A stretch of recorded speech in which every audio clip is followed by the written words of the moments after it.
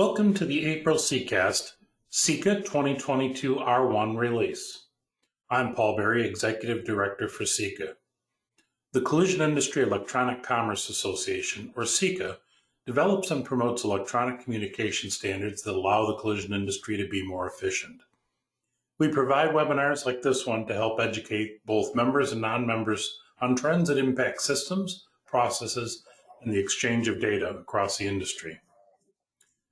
Today's presenters are Paulette Reed, Technical Project Manager for CIECA, Dan Webster, Principal Architect, IT Enterprise in Light, Andy Bober, Software Engineer with Integral, and Mike Hastings, Product Manager at CarPart.com.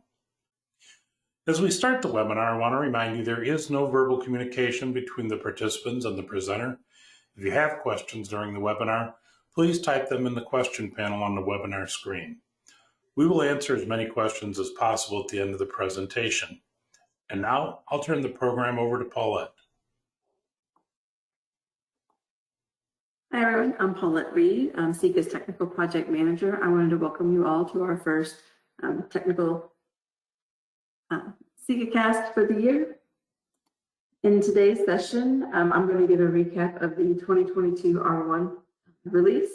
And then we will have Dan Webster give an update on the CIECA's project. And Mike Hastings will give an update on some of the tools that we're using with that project and Stoplight. And Andy Bober is going to present on the CIECA's build and the Schema Bundling concepts. And then we're going to turn it back over to Paul to discuss our CIECA Simplified project. The CIECA does 2 releases a year. Our first release was the 2022 R1, and it was last week on April 20th that we officially released that content.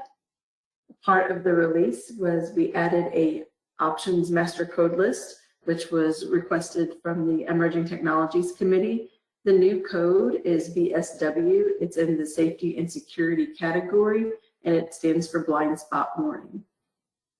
Another concept that CIECA has recently created was we can do invalid test instances. And so as part of this release, we added a test instance to validate when we have multiple user-defined area aggregates in a message that those would error. We had duplicate phone number definitions in the BMS, so we removed one of the duplicate definitions. And going through the analysis for some of our other projects, it was identified that the hyperlinks in the BMS were not working for a few of our aggregates. So we fixed those, and that was the repair invoice details, the vehicle description, and the rental vehicle description. Another thing that our architecture team does before release is we do our quality assurance. One of the things there is we always do a spell check. We hadn't in the past done a complete spell check of the master code list. We were only doing doing spell checks on the ones that were being submitted. This release, we corrected many spellings in our master code list. And then the last thing that we did is part of the CIECA Simplified, we're adding new valid test instances. And so we added some test instances for our assignment. A lot of the things that go on with CIECA through our year doesn't really get put into our releases because our releases are technical. It's our BMS, our code list, our schemas. But a lot of the things that our projects, our committees have, we have a lot of accomplishments. So I just want to take a second to draw attention to that. Our Emerging Technologies Committee had identified 12 different categories of emerging technologies that they would like to do analysis on. We completed the ADAS category, and again, that last code list that we added in this release came from that. We completed analysis on the telematics. There was a great work document that the committee put together that had all the different telematics, the OEMs, the URLs for the OEMs. And when we looked at that, we noticed that there was no data standards that CIECA needed to be involved in, but we still had a great working session. And they completed the supply chain review with the current industry and the problems that we're having in the supply chain. We wanted to look at the parts of procurement messages and validate that CIECA had the data and the standards that were needed. And we did, and as part of a recommendation from that committee, Stacy put together an article about the parts and procurement messages and included that in the CIECA newsletter. Our other committee that is active is our recycled parts and inventory. They're working through the life cycle of the EV and the EV battery. That's a lot of knowledge share going on in there because this is all new concepts. And to identify the data standards that needed, we need to make sure that we have all the workflows and all the new technology for those. So it's a lot of data sharing going on right now with that. The repair order and the vehicle repair status and process committees, they joined together last year to give a review of all the current processes, the messages, and to look at any pain points that were going on in the industry. They have completed that review, and a lot of the information and concepts that they come out have helped us move to our CIECA Simplified project concepts that Paul will talk about later. So in moving forward, we're going to have our second release in October. Some of the things that are going to be going on in that release is the Emerging Technologies Committee recommended we create a new OEM repair procedure committee to look at the OEM repair procedures and the build sheet data. Currently, Stacy and the CIECA staff is working on the marketing for that to get that kicked off.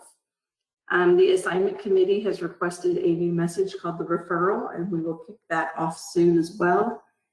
And another meeting or committee that the Emerging Tech recommended was our AI impact and the collision data standards, and we will work on the marketing and getting that kicked off as soon as the OEM repair procedures is kicked off.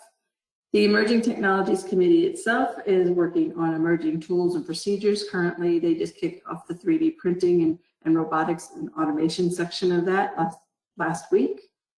Again, our Recycled Parts and Inventory Committee is working on the EV and the battery impacts to our data. The vehicle repair status is looking into the Bluetooth and how it could be used to track stages of the vehicle repair. And our architecture committee is working on our API standards. So before I turn it over to Dan, I just wanted to welcome all of you to join any of our committees if you that we just mentioned on the last screen. If you are interested in any of our active committees, the new committees coming up, or if you're working interested in helping to develop the KP's messages, or if you have a new code list or a problem point that you need to be expressed for the BMS schemas, just give me, just reach out to me or anyone on the CIECA.com page, and we can get you included in those messages or those committee meetings, or set up a new committee if we need to. So now I'm going to turn it over to Dan Webster, which is our CIECA Architecture Committee Chairman, to give an update on the CAPIS project. Hi all. We've got two great presenters after me that are going to get into some details, and I see my role as orienting this call on what CAPIS is. So CIECA has been managing standards for the collision industry since 1994 through generations of technology from EDI to DBase to XML. And as Paulette just presented, the current XML generation, BMS, is mature. And we can manage a quarterly release and a 2-hour Teams call. That includes all that nifty stuff, the spell checking, the schemas and the documentation, and validating hundreds of test messages. So that's the really good side of being a mature standard that we've worked hard on.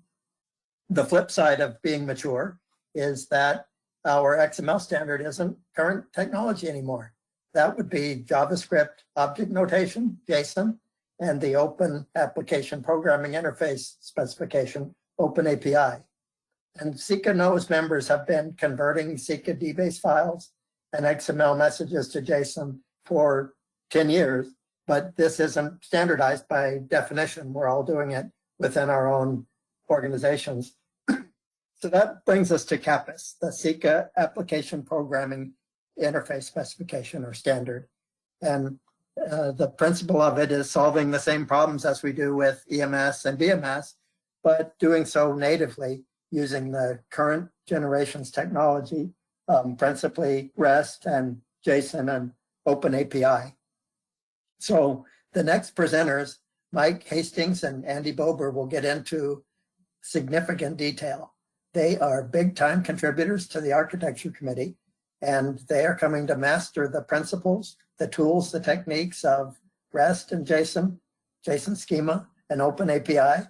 And they combine this with years of experience implementing live solutions in our industry using existing CIECA standards. So the actual update on CAPAS is going to come from these guys who, take my word for it, will get into some very interesting detail.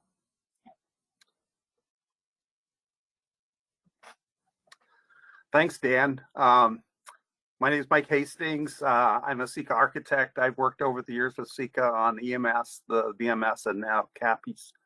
And I was going to talk to you today about OpenAPI tools, specifically Stoplight Studio. And basically, Stoplight Studio is a cloud-based IDE that allows you to create OpenAPI REST web services. It supports OpenAPI version 3.1. And also the JSON schema version 2020. And why are these versions important? Well, I think version 3.1 was the first version of OpenAPI to fully support the JSON schema. And one of the reasons we went with Stoplight Studio were they were kind of an early adopter. They were basically the first tool to provide support for the OpenAPI version 3.1. And that kind of was a win-win for CIECA because we wanted to work with, JSON schema. We wanted to work with the OpenAPI, and Stoplight was a tool that allowed us to do that. I guess the other thing I wanted to mention, I've been using XML Spy probably for the last 10 years. And when we first started on CAPIs, it did not support this latest version of JSON schema. But I think it was last year, they brought out their 2021 release 3, and it has full support for the schema schema version we're using. And I found the XML Spy tool to be very productive, and I use it for doing all of my JSON schema development. I believe we've had CIECA actually has the tool. I know Dan uses it. I know Becky's used it in the past. So highly recommended. The other thing I was going to mention, because OpenAPI is a standard, there's quite a few other tools available. I listed 3 here. I think probably the most popular one is Swagger Hub, and but these tools, I'm not sure where they are today, but a year ago they did not support this OpenAPI version 3.1 that we decided to go with. At some point, I think they'll all support it. I just wanted to mention that there are other tools available. This slide, I want to talk a little bit about the features Stoplight Studio provides, and I think I mentioned it's cloud-based. You can use it to build OpenAPI version 3.1 REST web services. It provides a forms editor where you can you have a form, you can actually create the API, and there's also a code editor. And the code editor actually allows you to go in and build the API directly from what's called YAML code. You can actually, Stoplight will actually provide a published view with documentation for your API. And I'll get into this with a demo. I can actually show you what it looks like. It allows you to find the endpoints, the URLs. You can have multiple servers listed. It allows you to define security for client authentication. I think that's kind of key for standardization of how your clients or your trading partners are going to authenticate with your web service. You can define models. Basically, OpenAPI defines a model is what kind of we call a schema. You can define the verbs, the HTTP verbs and parameters used in the REST methods. It'll auto-create example JSON messages for you, and then it'll also create client source code for testing the API. And then they actually provide mocking services for automated testing of your APIs. And the version that CIECA is using actually has GitHub support, you know, so we can use our GitHub to control source code versions. Let's see, one other thing I wanted to mention.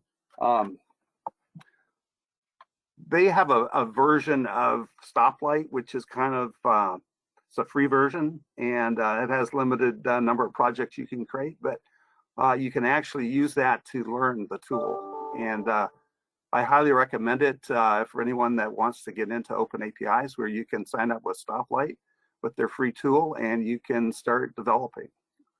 And anyways, the next slide, I talk a little bit about best practices.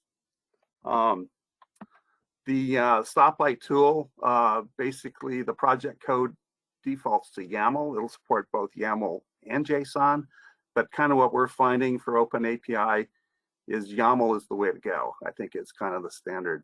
The schema models to be in component section, not external references.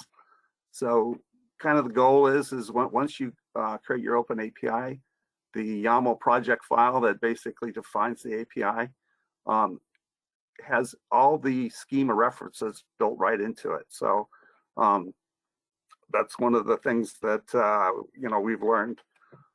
Models to use descriptions to document the objects and properties. So in the past with the BMS, we've had this huge Word document that basically has the documentation on our data elements and our aggregates. And with OpenAPI, we're going to try to use the descriptions to document it right within the Stoplight. We want to use real-world JSON examples in the API. So, you know, when you see an example document, you just don't see strings and integers. You're actually going to see some real-world data. Another thing I found is Stoplight Studio expects the schema object to include objects and properties. We found it run into some problems using extended features in JSON schema, such as I think it's called composition schemas. Terms like any of, one of, all of. Stoplight Studios had trouble with, so we have to provide properties and objects to it in schema. And then another thing is the JSON schemas need to be tested with code generators. So there's certain code generators out there that our members use to actually create source code from the JSON schemas, and they have to be compatible with the JSON schemas that CIECA is going to make as standards. So that's another thing we do, is we actually test these code generators. Another best practice is to actually bundle the schemas into one schema used in the OpenAPI project. And we found a tool, it's called API Dev Tools, and they have a schema bundler. CIECA actually has developed a tool chain or a pipeline to build the bundle schemas, and it uses Node.js and JavaScript actions within GitHub. And Andy's going to talk more about that. And then I've actually created a couple of prototype REST services to actually, these are kind of proof of concept prototypes. And I think the next slide actually defines these. One of them is a vehicle service. It's real simple. There's one method called get. You provide it with a VIN number and it returns back a vehicle object model. I also took, there's a BMS message called repair facility add. And kind of the use case here is it allows you to add a repair facility or a list of repair facilities. And I actually created a web service using all the CRUD functions to handle repair facilities. So you can actually, I list here, create using the post verb. You can do a read with the get. You can do an update with a patch. You can delete with the delete verb. And then it's possible to read an array using a post. So anyways, those are kind of the two prototypes we did. We actually, we were going to do first notice of loss, but the message actually became a wee bit complicated. So the first one we did was real simple. We worked with the vehicle. And I'm going to try to show you the my screen here. I'm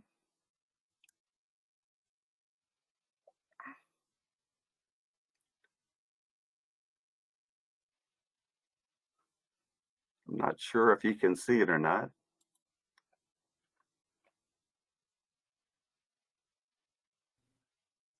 Hold on, Dan. Let me make you presenter. Or Mike, let me make you. Okay. Well, Mike, are you saying clicking your share screen because we're not seeing? If I click show here, you should see my. Oh, there we go. Got it. It's coming up. Yeah. So let me just close this again. Yeah. So kind of basically this is what the Stoplight Studio screen looks like, and I'm actually in kind of what they call the published view, and you can see here the vehicle service web service. I have the one method called get, and it's real simple. Basically, we have vehicles, which they call a resource, and you provide a one parameter called a VIN number, and the response that you get back is basically a vehicle object. And this vehicle object is very similar to the vehicle info within the BMS, but we kind of modified a little bit where it's been simplified, what we call flattened. So the hierarchy has been reduced, but this is actually a fairly simple REST web service. And go back. The repair facility, this is the one which I mentioned had all the CRUD functions. So we have a create, and basically it's pretty simple. Basically, there's the body of the message is actually a repair facility object, which is very similar to what we have in the BMS called party type. And I just really simplified it here. So you have an ID, an identifier, you have the company name, the address, I had a URL, email, and a contacts array. And so this allows you to actually do the create, where you create a new repair facility in your database. You can use the get to actually go and fetch one once it's been added. And kind of the way this works is we have a repair facility with an ID. So you'd provide the ID as like the primary key, and it would return you back a repair facility object. And then patch is basically you can do an update. So we're going to we give it the ID, and the object would have any of the changes that we need to do. And then there's actually a method for doing a delete. So we can go in here and do a delete. And if you want to go and edit this API, or if you want to make any changes, you can go into click on the edit button, and that'll take us into the tool. Right now I have the source code, but typically you would start off with the form. And you can see on the left side you have the form or the code, and on the right side you have preview. And preview is kind of what would be published. That's kind of what I was showing you earlier. So I can actually click preview, it'll turn the preview off. And if I go down to say posts, we can actually look, let's see here if it brought it up, yeah. And it gives you the opportunity where you can actually go in and edit it using the form, or once you learn how the OpenAPI, the message works, you can actually go into the code, and you can see here, the code here, this is actually in YAML format, and you can go in here and edit the code. And once you have it updated, you can basically click here and it'll save it, and you'll go back to your original workspace, and you can take a look at it. And I guess one of the other features I wanted to show you is I think I talked about automated testing and actually creating source code. And this is actually showing you the curl code you would use to actually test from as a client, test the web service. And when I click the down arrow here, it shows you all the different languages. So if you're developing in Python, it'll actually create Python client code for you. The same with C#, or if you're using Java or Kotlin, it'll support that as well. And I think that kind of completes my demo, and I'll turn it over to Andy, who's going to talk a little bit about our pipeline that we built.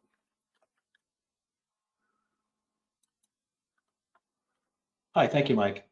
My name is Andy Bober, and I'm one of the software engineers at Integral, and I've been working with CIECA since 2014, I believe.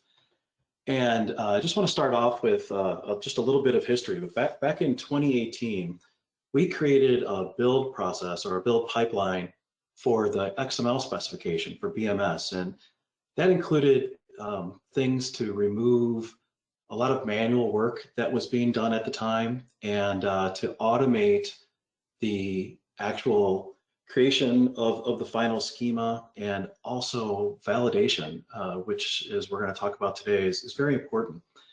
One of the main purposes of that process was to increase the quality, the overall quality of the releases that we put out twice a year. And so we hope to leverage what we learned with that process here with the new CAPIs project. So the project that we have now, the pipeline, it's very similar. It's built using JavaScript for Node.js, just like Mike had said. And there's a couple of components here that I'm going to talk about, but fundamentally what it is a GitHub action. We're going to have 2 GitHub actions, similar as we do for the BMS project. And what they do is they facilitate continuous integration. And what that means is anytime a change is made to the repository up on GitHub, the action runs, and it runs through a bevy of tests and validates everything to make sure that the change that was committed didn't break anything, that we're always only making it better and trying to prevent any sort of bugs from making it into a production environment where you guys might be using this stuff. So as I mentioned, it's written in JavaScript for Node.js, and a couple of the tools that it uses AJV for JSON schema validation. AJV is named that because when it was created, there was a bevy of JSON schema validators out there, and so they, instead of coming up with some other name, they just called it another JSON validator, and the acronym for that was AJV. But since then, it's become the standard. I hate to call it a standard, but it's super popular, and we found good use for it here at CIECA as well. So it uses that, and also, as Mike mentioned, there's the JSON schema ref parser, which I'm going to talk about in a couple of other slides about bundling. And lastly, it uses a tool called JS-YAML, which takes our bundled JSON schemas and converts them to YAML so they can be used that way in OpenAPI. And as I mentioned, the GitHub actions are triggered anytime someone pushes to a branch or when we make a pull request. And a pull request is what we do when we're ready to make a release, one of these twice annual releases that we do. So we develop on a branch the whole time, and then when it comes time to make a release, there's an official pull request, and it gets merged onto master. And so anytime you do one of these pull requests or do one of these branches, the action runs, and it runs through all the validation, like I said, to make sure that we aren't introducing any bugs. And so the things that it does, this action, it basically creates schema bundles, which again I'm going to talk about on the next slide. And then those bundles are the final JSON schemas that are going to be used. And then it validates these test instances that we have. I have a little asterisk next to it there because really haven't got this part working yet. I mean, the whole thing is kind of a work in progress, but the actual validation hasn't been ported over yet to this pipeline. So, you know, basically, full disclosure, you know, that it's not working software just yet, but this is all in development. And so it's going to validate our test instances. And for the BMS specification, I think you may have heard that there's hundreds of them. There's like, I believe over 400 test cases to be validated. And long time ago, I guess that was done manually. And but we get it done pretty quickly now that it's automated. Then the last thing it does is converts the bundles, the generated bundles, into YAML, as I mentioned earlier.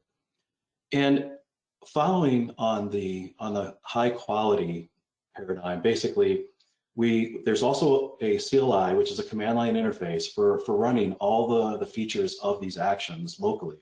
So as the team is working on these messages and the schemas and the test instances, we're able to validate things in real time on people's local workstations. And then hopefully, you know, basically it's standard practice as a developer to try and find bugs as soon as possible, hopefully before they even make it into source code control. So that's what that facilitates here in this scenario. Next slide, please. Thank you. So this is a screenshot of our project out on GitHub. And what we're looking at specifically is the actions. And you can see that there's been 15 runs of them so far. And this is how we can track whether or not anything that was committed to the repository is causing problems or not. And again, this is continuous integration. So anytime anyone makes a change, hopefully we're able to identify it right away and keep the overall quality high. Next slide, please. So schema bundling. The idea behind schema bundling is kind of twofold. It sets us up for future use in the OpenAPI specification, but also as maintainers of this very large schema, we don't want to have just one file that is a conglomerate schema. So we have it broken down, much like we did in the XML world. We have it broken down into relevant smaller components that are referenced from each other. And in this picture, you can see on the left-hand side that we have a primary schema, and then the other reference schemas that it actually reaches out to for additional information. And what's a little different about JSON schema versus XML schema is in XML schema, when you include a sub-schema, if you will, the entire file gets included. Whereas with JSON schema, you reference only portions of those files.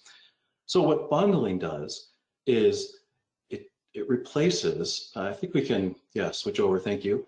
It replaces the references with the portion of the schema that's being referenced in those included schemas. And the result is a large, but not as large as just concatenating all those schemas together. It pulls out only the needed information, bundles them together into one schema that we just are referring to as a bundle at the moment. And then that bundle is what can be included or used in the OpenAPI specification. And as Mike said, we're planning right now to convert it to YAML so that there's, at the end of the day, each one of our offerings in this space will be a single YAML file that represents each one of our entities and the messages around those entities. Next file, next screen, please. And so validation. This is really the key to increasing the quality, or guaranteeing the quality of our schemas. And as I mentioned, the development work is really just getting started on this. But we have all the tools. We have working examples from prior efforts that we've done as an organization. And the idea is to automate quality control. We want to make sure that we find any issue as soon as possible. So hopefully, even before these things run on GitHub, they've been run locally, and we have both positive and negative tests is the plan. Right now, we don't have both positive and negative, but we will. And I don't know if we'll ever come up with 400 like we do for the other schema, but maybe. There's no telling. We'll definitely reach out to the CIECA community for help with that. It would be wonderful if folks could possibly submit some sort of examples that you guys are working with when you take a look at this stuff. So the validation is done on the bundles, the final bundle that's out there. We don't plan to validate using those individual included schemas. And like I mentioned, it can be run on demand. And the overall thesis here basically is quality control, is to make sure that it's as high quality as possible. Next slide, please, or I think that's it. Yeah, thank you very much. Next up is Paul. Thanks, Andy. Appreciate it. The next area we're going to talk about, and Paulette, if you could move forward, please, is an initiative we're working on called CIECA Simplified. We've been looking at, over the last year or two since I joined CIECA, been talking to member companies, getting feedback about what we could do to make CIECA easier to work with and, a more accessible would probably be the best way to put it. I think everyone agrees that CIECA has an impressive body of work. I think that Charlie Quirt and Fred Iantorno and the team that have worked at CIECA for many years developed a phenomenal body of work in the BMS and, of course, the original EMS standards. But when I talk with a lot of the newer members, they say it can be pretty daunting and confusing to work with. There's great information there, but there's a lot of documents. When you first go into CIECA today, you're taken to a folder structure, and you kind of have to figure out where to go to find it. There's VMS folder, code list folder, schemas, implementation guides, test instances. It's all great information, but people are looking for a little more guidance and a little more direction on the sequence of how to access that information and how to work with it more easily. The other thing is a lot of the documentation today is in the form of PDF, and they're very large documents, some 600 plus pages long. When we look at the various customers or members of CIECA, and I think of them as customers, we have different companies with very different skill sets and abilities and resources. Of course, we have very large corporations that have dedicated IT teams and people who are doing infrastructure and operations and development and testing and business analysis. As you move down to the mid-size and smaller companies, people wear a lot more hats, and they don't necessarily have the time to focus on reading hundreds of pages of documentation, and they're looking for a simpler way to access the information. And so that's what really gave rise to the CIECA Simplified initiative. Excuse me. So, Paulette, if you could go to the next slide. A lot of times when companies are looking at the products, they're saying, okay, the BMS is where we want to go. The BMS is great. But the BMS there's a lot there. 16 use cases, 322-page data dictionary, 190 code lists, 19 implementation guides, consisting of over 4,000 pages of documentation, hundreds of test instances, a lot of great stuff. But it can be a little daunting if you're not familiar with it to kind of work your way through it. Then they look at the EMS and they go, okay, well, it's one use case. It's a 59-page data dictionary, 19 code lists. It seems simpler. Now, it doesn't do all the things that the BMS does, but it does seem simpler. Next slide, please.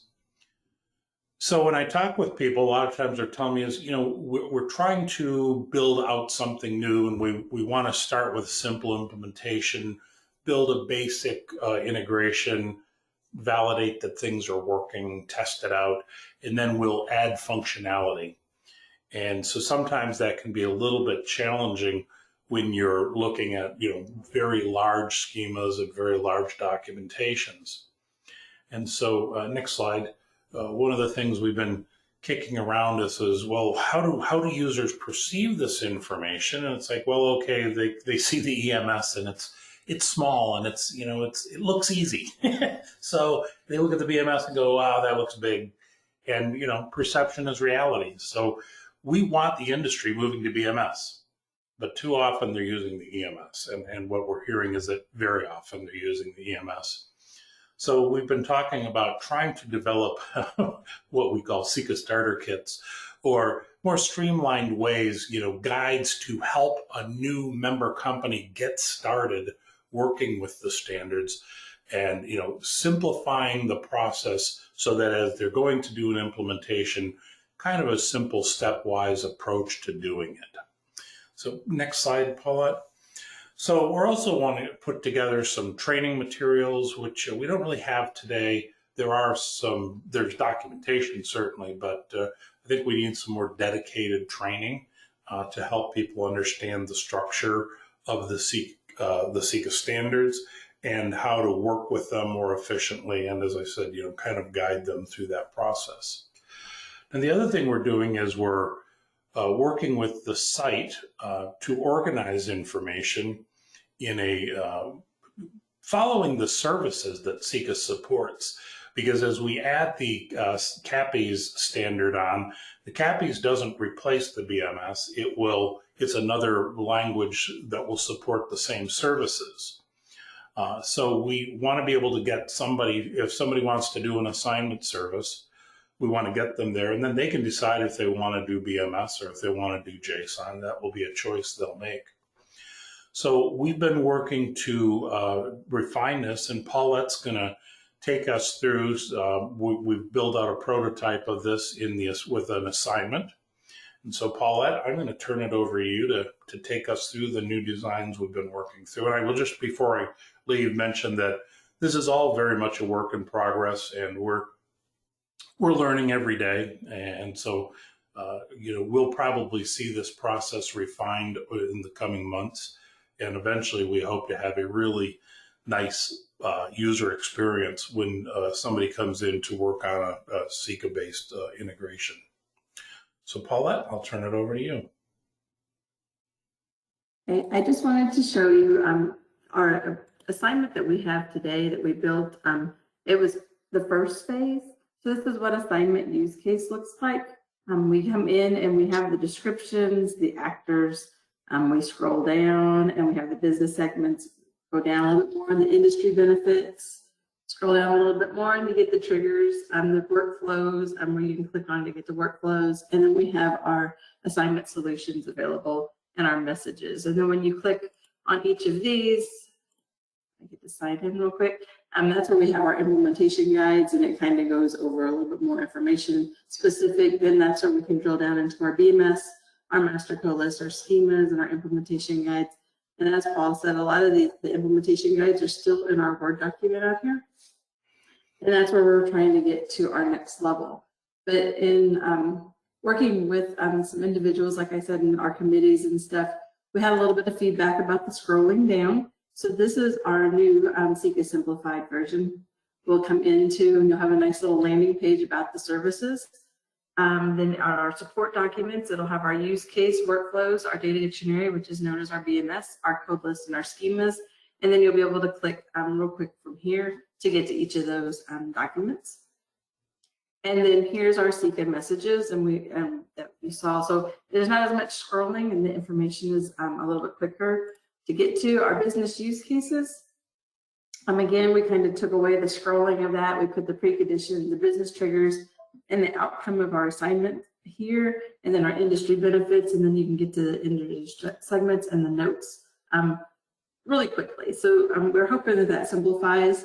And again, we're using the terminology with the industry, and instead of calling it a BMS, we're calling it a data dictionary. We're going to have actual use cases now, and then our code list and our schemas.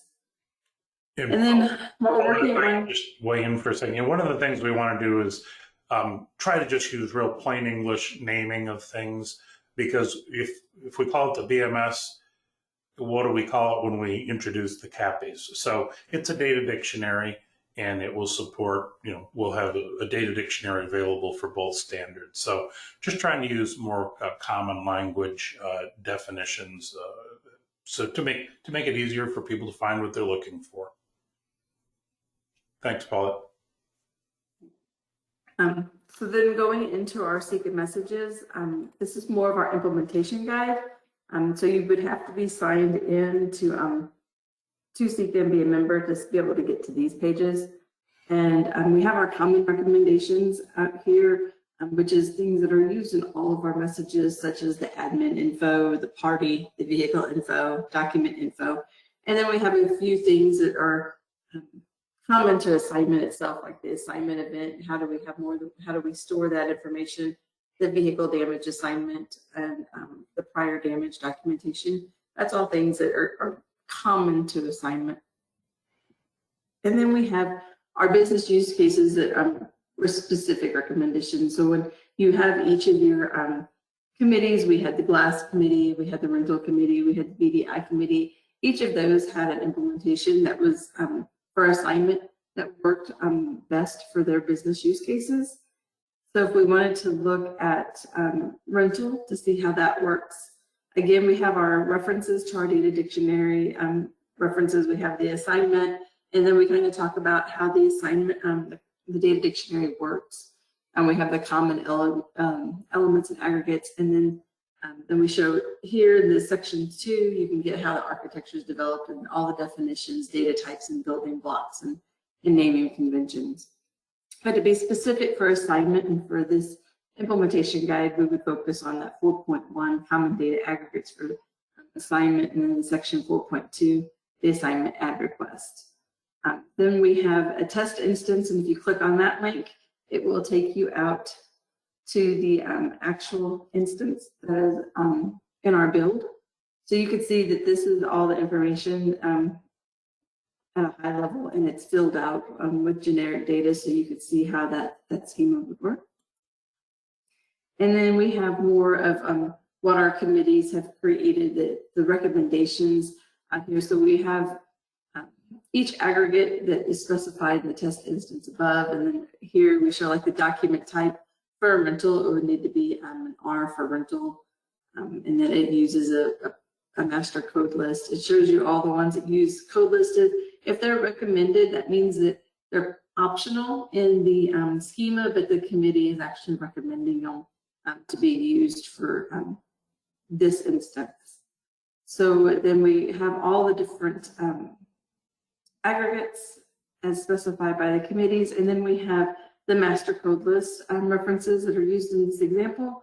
So this has all the code lists, the BMS version, all the way down to the additional rental charge type. Then it shows how they were used in the above example, and it shows the description. So the document type, again, R means it's a rental assignment. Venture code C is CCC. Document version EM is original code version. So we have hope to get all the implementation guides built into this format, so we're not looking at the Word documents any longer and going through that. And to give another example is our vehicle damage and assignment. Again, it has the same data references, but then it has a different test instance that it uses to show all of the aggregates and how they could be populated. And then when you go back, it gives the recommendations of the data from the committees, all the way down to the code list again and how they're used. So we're hoping that this simplifies being able to go in at this high level and see what business use case everybody is wanting from this level, and then being able to click on exactly what you need. So instead of having to look at an assignment Word document that has all of these in it, and you're trying to look for the one part that you're wanting to look for, we're hoping that this helps. Paul, do you have anything that you want to add? No, thank you, Paulette. We welcome input from anybody who's watching this. If you have thoughts or suggestions, we welcome them. Our long-term goal is to really make the standards easier to use and help users get through the process of finding the information they need more quickly. So feedback is welcome. Well, that really concludes everything. Stacy Phillips is our marketing director, and she's been monitoring the webinar for questions. Stacy, have we received any questions from the attendees? Yes, we have one. Most of the tooling for OpenAPI seems to have come about and has strong support for version 2 of the standard.